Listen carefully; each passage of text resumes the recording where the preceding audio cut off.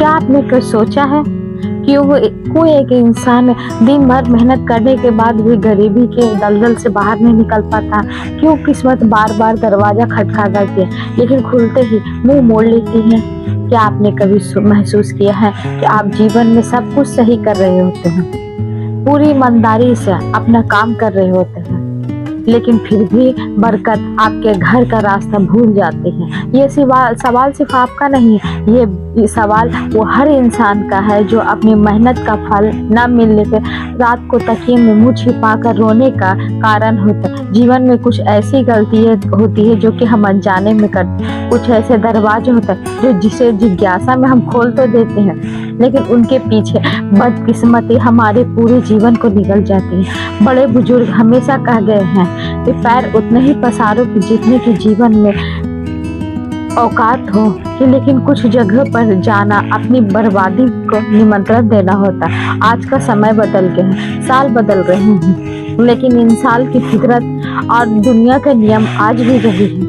एक छोटी सी चूक, एक गलत संगति, एक गलत जगह पर रखा गया कदम आपका सालों की कमाई, आपकी इज्जत, आपका ईमान, सुकून को पल भर में राख कर दे। सोचिए कैसा लगेगा कि आपको पता चले कि आपको गरीबी, आपकी परेशानी और आपके घर का कलेश कर कोई और नहीं, वो जगह आप खुद जहाँ चलकर गए थे, वो न्योते जो है आपने खुद स्वीकार किए, वो लोग जिसके आप उम्मीद लेकर बैठे थे।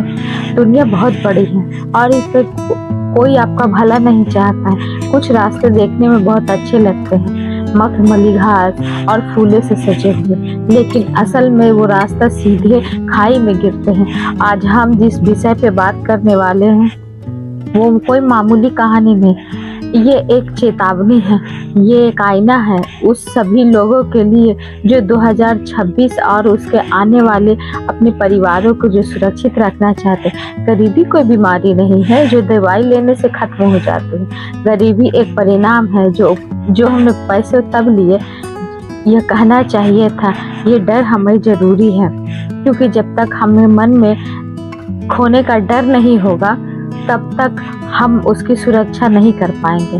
आप इस मंच पे यानी ब्लॉग विथ रवि कुमार में हम उस गहराई में उतरेंगे जिसमें बहुत कम लोग जाने की हिम्मत करते हैं। अगर आपने इस बात आज नहीं समझा तो हो सकता है कल बहुत देर हो जा सकती है, क्योंकि वक्त बीता हुआ अवसर कभी लौट कर नहीं आते।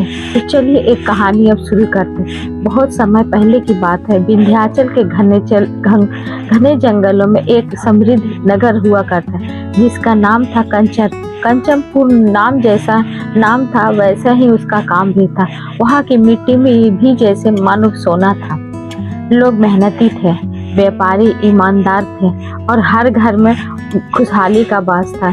उसी कंचनपुर में एक व्यापार रहता था जिसका नाम था सोमदत्त। सोमदत्त एक नाम नहीं था, बल्कि उस पूरे में इलाके में रसूख और कामयाबी की एक मिसाल था। उसके पास क्या नहीं था, बड़े बड़े गोदाम अनाज से भरे हुए थे, तिजोरियां से सिक्कों से खनकती रहती थी और उसका हरेबेली जैसा हमेशा मेहमानों से भरा रहता था। सोमदत्त का स्वभाव भी बहुत मिलनसार था। वो किसी को भी अपने दरवाजे से खाली नहीं जाने देता।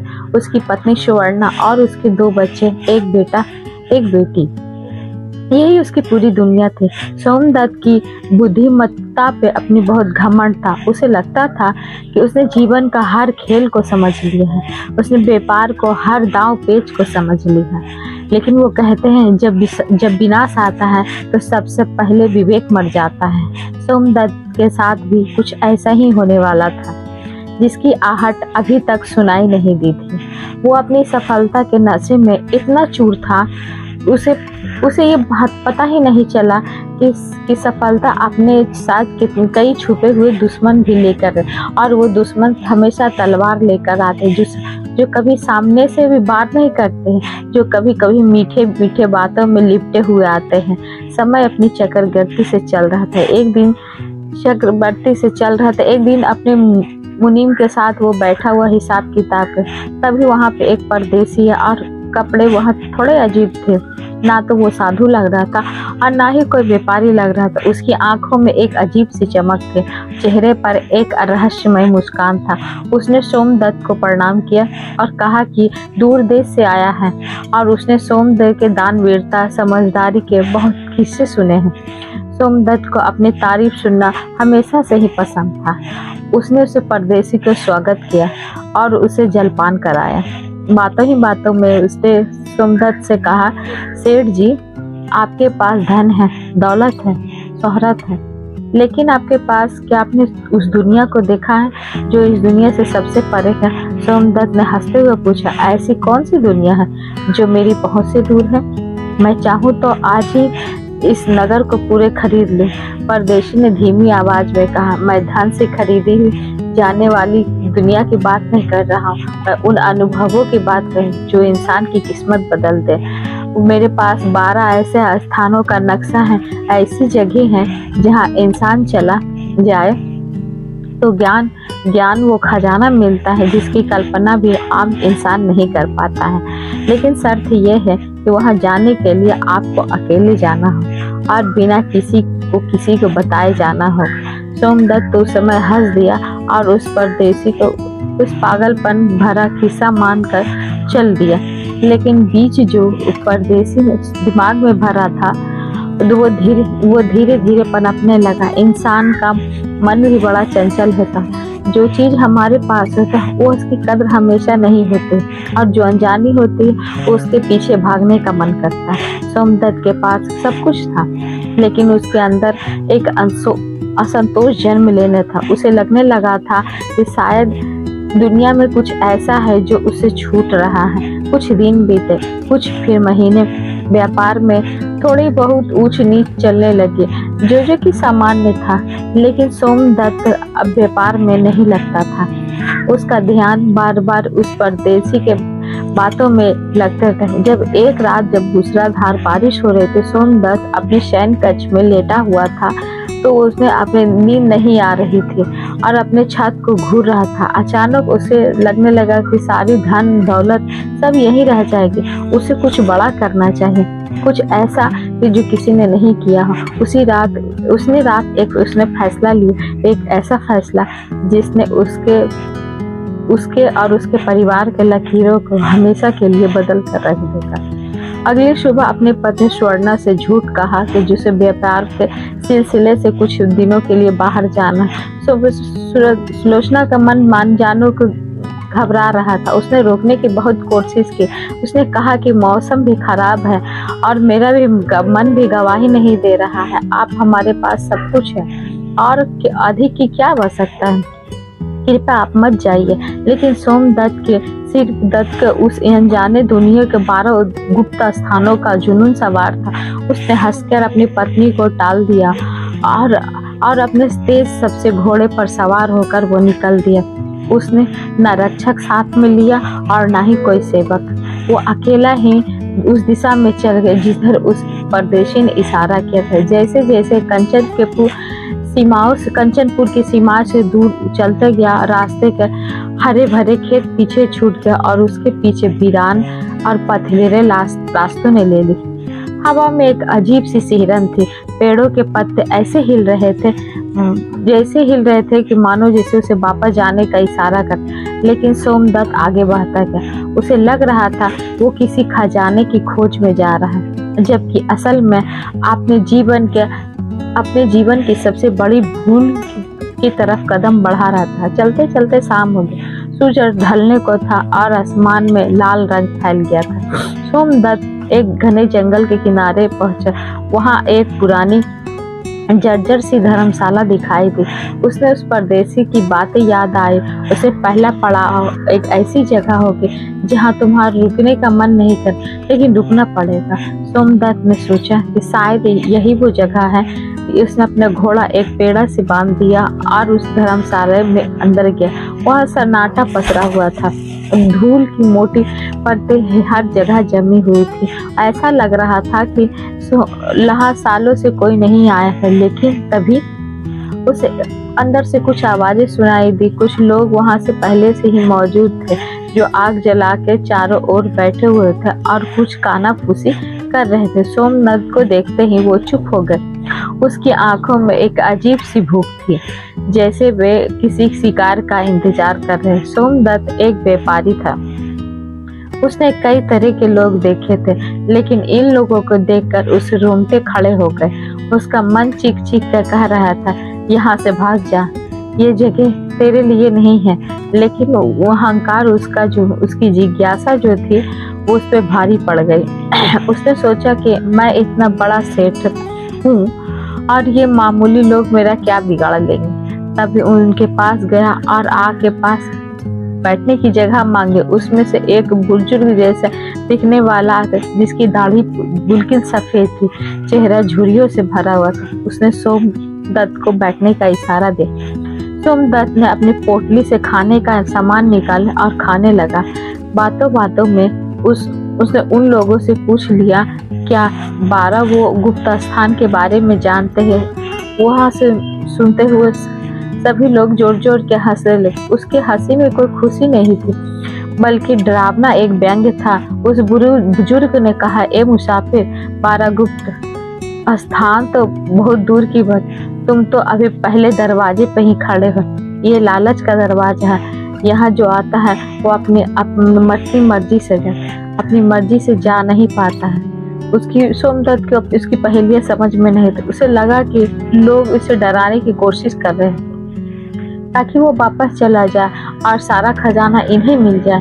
उसे कड़क आवाज में कहा, मुझे पहेलियां मत बुझा, अगर रास्ता जानते हो तो बताओ, मैं तुम्हें मुंह मांगा इनाम दूंगा। इनाम? एक दूसरे व्यक्ति ने हंसते हुए कहा, हमें तुम्हारा सोना चांदी नहीं चाहिए सेठ, यहाँ मुद्रा और कुछ और ही चलती है। सोमदत्त को गुस्सा आने लगा। उसने उठ खड़ा हुआ और बोला कि मैं सुबह यहाँ से होते ही चला जाए, मुझे तुम लोगों की मदद नहीं चाहिए। उसे एक कोने में जाकर लेट गया और नींद उसकी आंखों में कोसों दूर थी। बाहर हवाओं का शोर बढ़ गया था और अंदर उस लोगों की फुसफुसाहट से सोमदत्त लेटे लेटे अपने घर के बारे में सोचने लगा। उसके बच्चों की याद आने लगी। उसे वह पत्नी के उसके स्वर्णा का चेहरा याद आने लगा, जिसने रोकने की कोशिश की थी। पहले बार उसे हल्का सा पछतावा हुआ कि वो झूठ बोलकर क्यों आया। क्यों सच में उसे किसी और चीज की जरूरत। उसका व्यापार अच्छा चल रहा था, लोग उसकी इज्जत कर रहे थे। फिर वो किस तलाश में यहाँ आया है। लेकिन अब वो वापस यहाँ से जाने से अपनी हार लग रही थी और सोमदत्त हारना नहीं जानता था। रात के किसी पहर में उसकी आंख सपने में उसने देखा कि उसने का घर चल रहा था और उसका बाहर खड़ा होकर, लेकिन उसकी आवाज सुनाई नहीं दे रही है। वो पसीने से लथपथ होता जाता। उसने देखा कि सुबह होने वाली है, लेकिन लोग जो आग के पास बैठे हुए थे अब वो वहां नहीं थे। आग बुझ चुकी थी और सिर्फ राख बची हुई थी। सोमदत्त ने राहत की सांस ली और अपना सामान समेटने लगा, लेकिन जैसे ही अपने कमर पे हाथ रखा, उसके पैरों तले जमीन खिसक गई। उसकी धन की थैली, जिसमें अपनी यात्रा की कुछ सोने की मोहरें रखी थी, वो गायब थी। वो पागलों की तरह इधर उधर घूमने लगा, लेकिन पूरी धर्मशाला छान मारे, लेकिन वहां कुछ नहीं थे। ना वो लोग, ना उसकी थैली, ना उसका घोड़ा भी बाहर नहीं था। सोमदत्त सन्न रह गया। उसे सोच ही नहीं रहा था कि ये कैसे रह गया, या शायद उसे लगा कि जाग रहा है और उसकी जिंदगी का पहला झटका था। वो कंचनपुर का सोमदत्त, जो कभी सवारी के बिना पैर नहीं रखता था, आज एक जंगल में बिना धन के, बिना सवारी के खड़ा था। लेकिन सोमदत्त ने हिम्मत नहीं हारी। उसने सोचा कि कोई बात नहीं, मेरे पास जो मेरे बदन पे जो भी कीमती आभूषण है वो काफी है, मैं आगे बढ़ूंगा। उसने पैदल ही यात्रा शुरू कर दी। उसे जंगल के रास्ता और भी बीहड़ होते जा रहा था।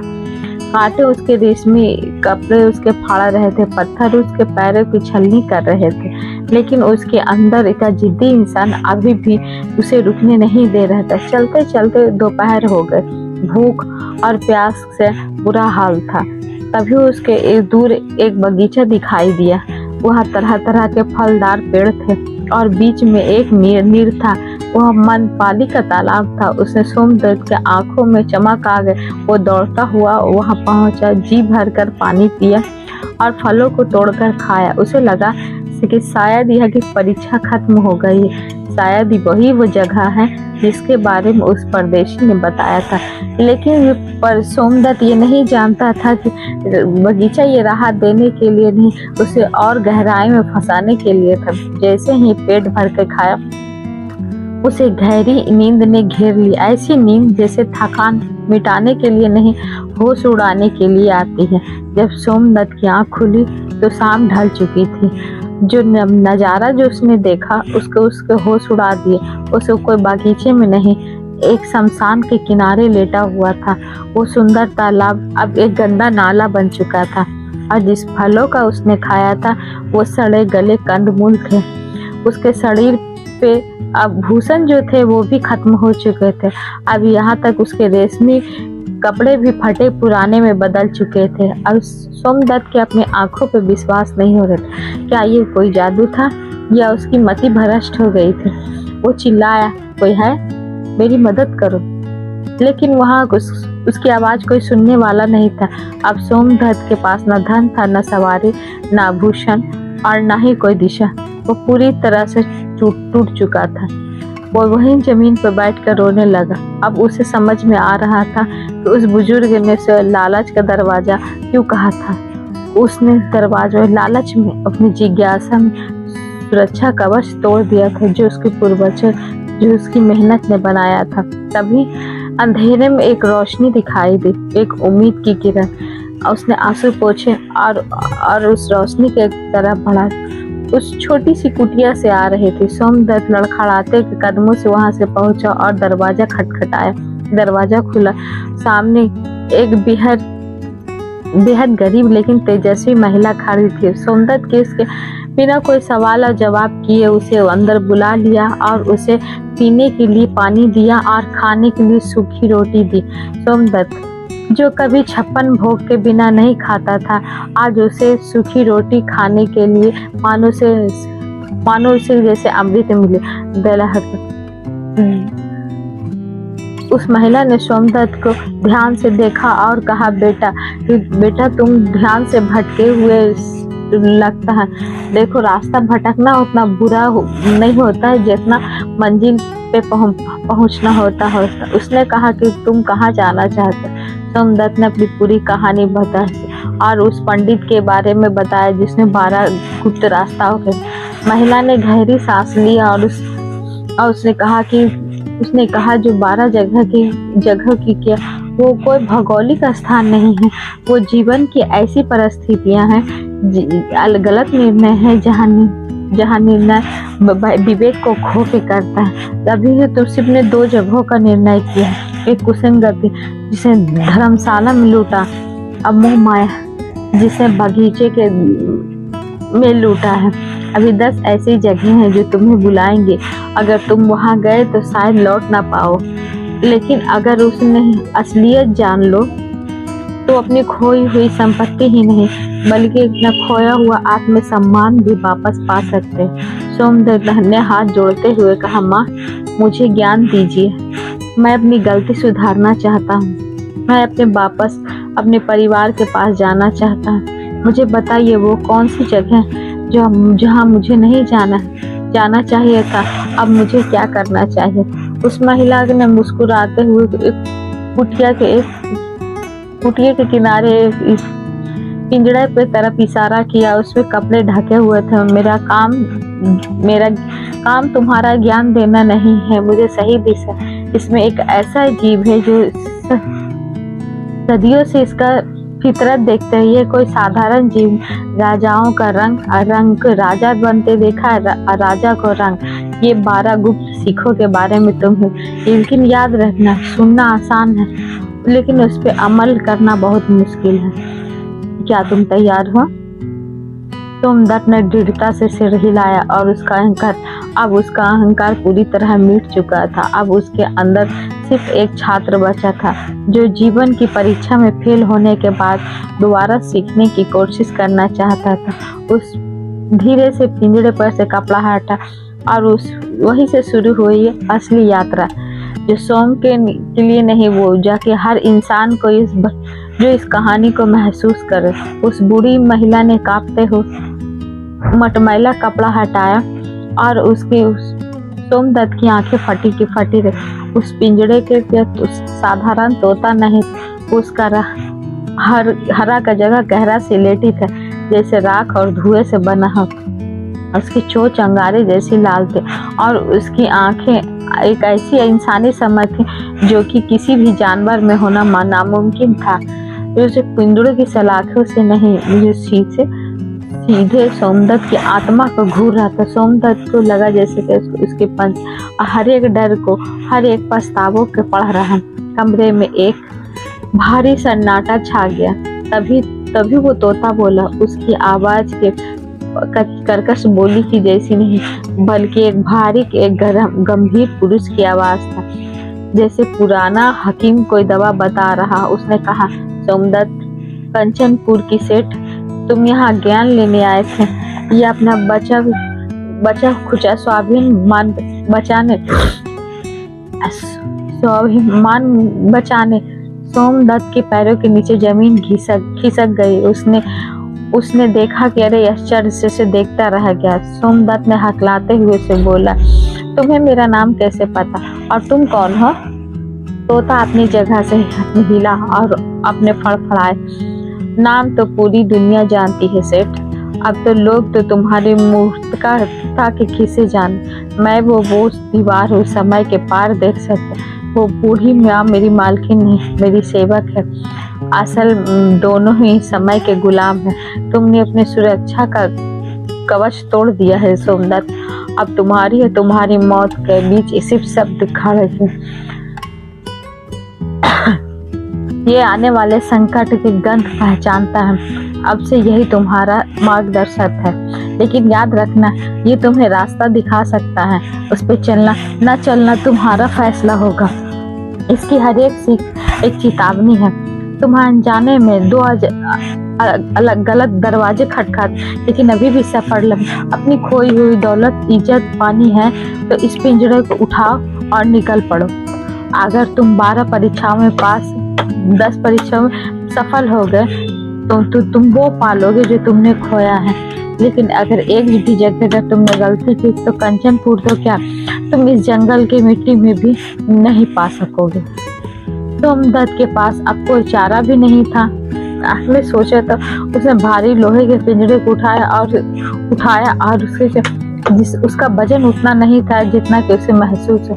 शायद उसके पापों और उसकी गलतियों का भार था। उसने बूढ़ी के माँ का पैर छुआ और बाहर निकल आया।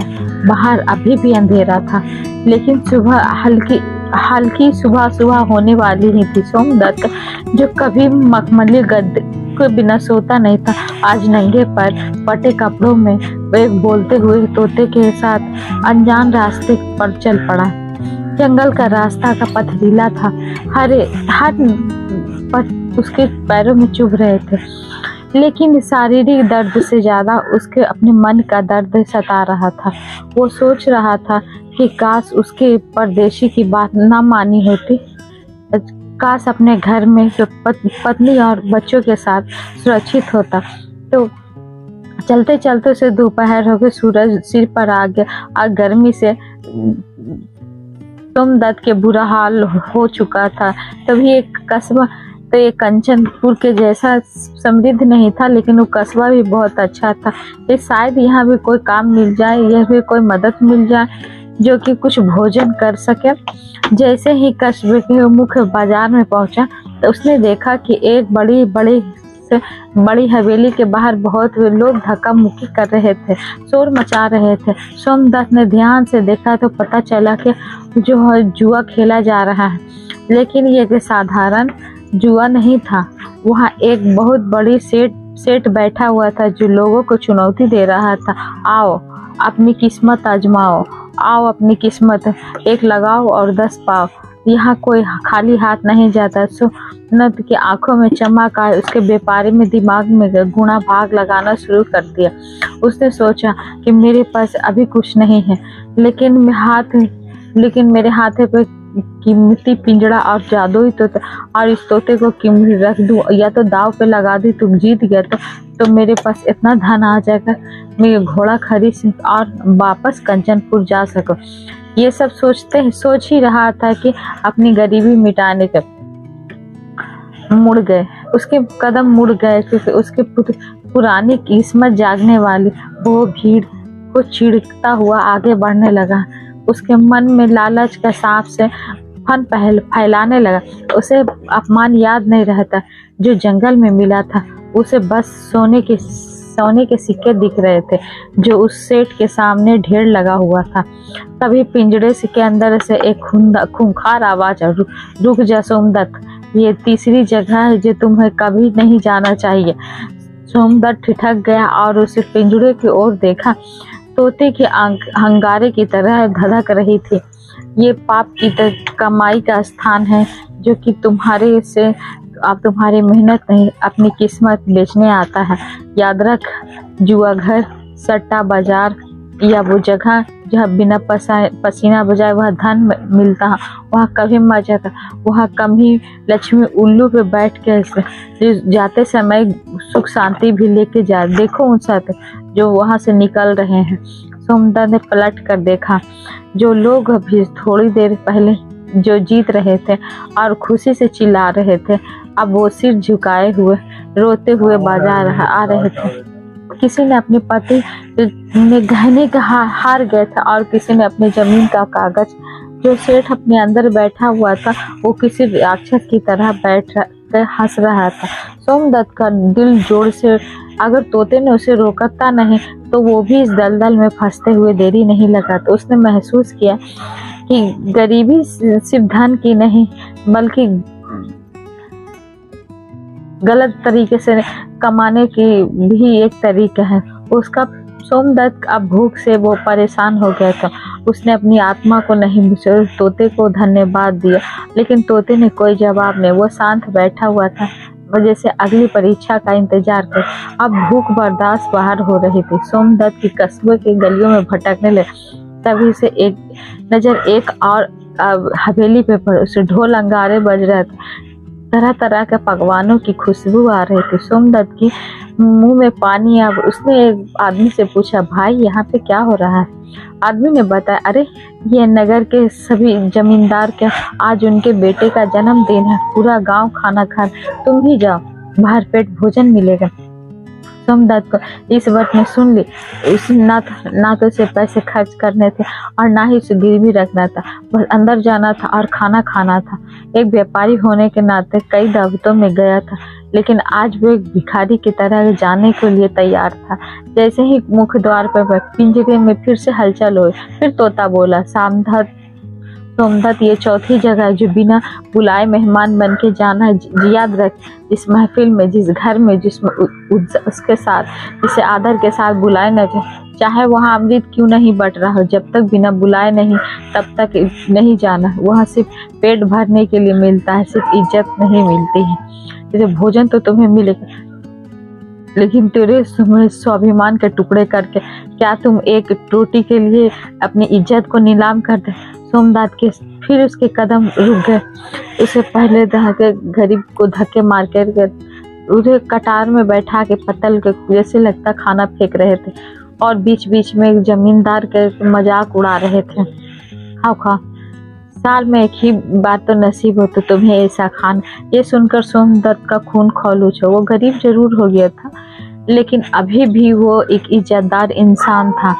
उसे समझ में आ गया कि भूख से मर जाना बेहतर होता है, लेकिन जहर पीने से भी जरूरी नहीं होता। उसने इसे घुमा लिया और उसने बोला कि अब नहीं।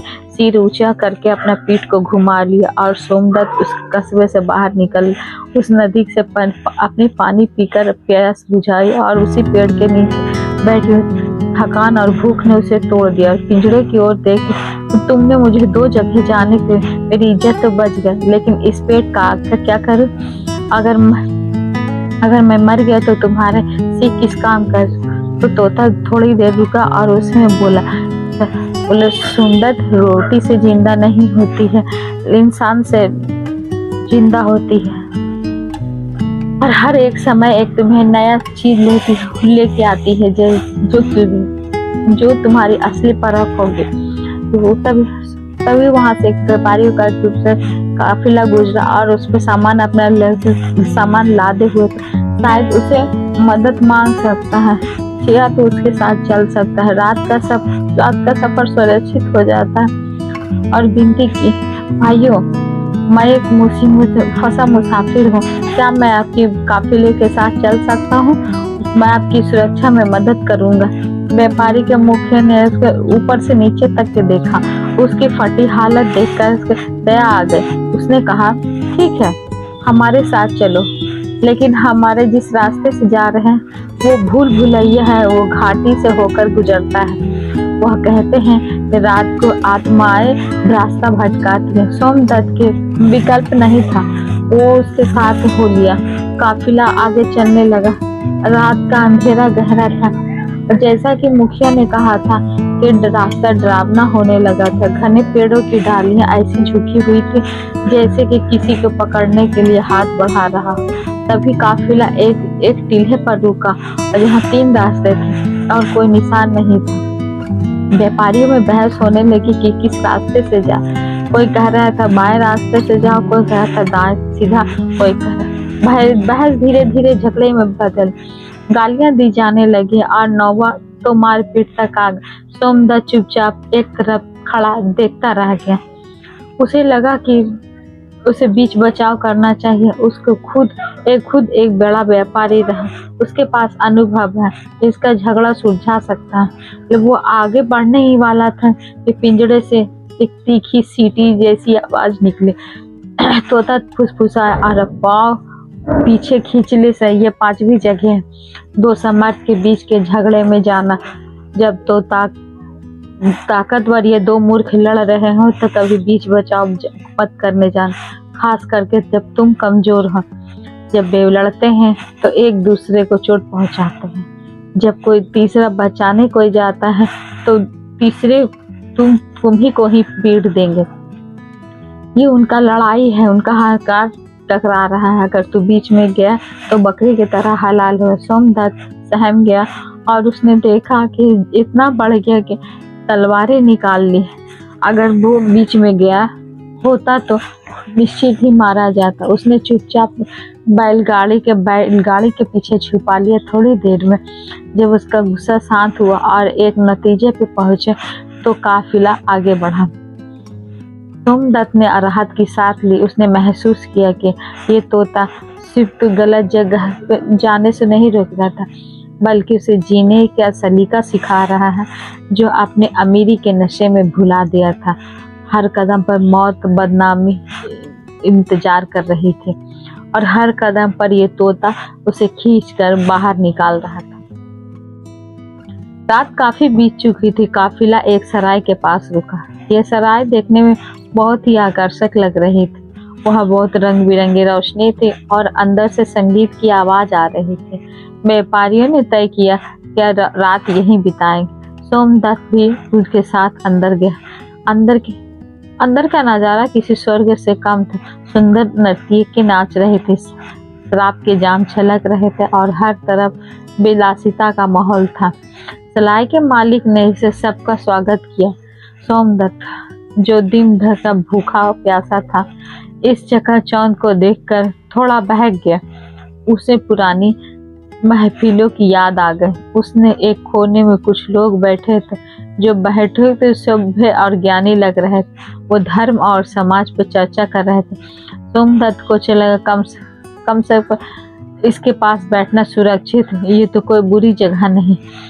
उस ज्ञानी और लोगों के मंडली के तरफ बढ़ा, लेकिन तभी तोते ने पिंजड़े से पंख फड़फड़ाते हुए कहा, रुक जा, ये सबसे खतरनाक जगह है। ये छठी जगह उस व्यक्ति के समूह का जो निंदा रस में डूबा हो।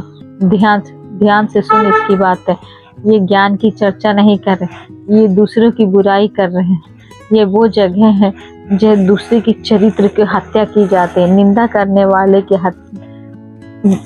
बराबर करना है पाप है। जो तुम्हारे सामने किसी और की बुराई कर रहे हैं, किसी और के सामने भी तेरी बुराई, ऐसी संदेह मानसिक रूप से तुम्हें दरिद्र बना दी। यहाँ का पानी भी जहर का समान है। सौंदर्य ध्यान से सुन, सच में वे लोग राजा के, नगर के प्रतिष्ठित लोगों पे और एक दूसरे के मृत्यु की बुराई कर रहे थे और हंस रहे थे। उनके चेहरे पर एक कुटिल मुस्कान थी। तो उसने जैसे ही सोचा कि मैं बात करूं, ये चमकती हुई कुछ जो समझदार लोगों के पास बैठे हुए थे, जैसे मैं बात करने जाऊंगा तो उसने कहा कि रुको, अभी नहीं बात करो, ये सबसे ज्यादा ही खराब जगह है, क्योंकि जो जिससे तुम बात कर रहे हो उसकी बातें जरा ध्यान से सुनो। अपने ही राजा और अपने ही प्रजा की वो शिकायत कर रहा, अपने ही दोस्तों की शिकायत कर रहा। अगर यहाँ से तुम बच जाओगे तो तुम्हारी शाम ये ईर्ष्या भाव क्रोध की तरफ से ये तुम्हारा पहला कदम रहेगा जो तुम यहाँ पर से हट जाओ। उसने पैर अपनी पे खींच लिए और कुछ देर बाद शाम हो गई। शाम होते होते एक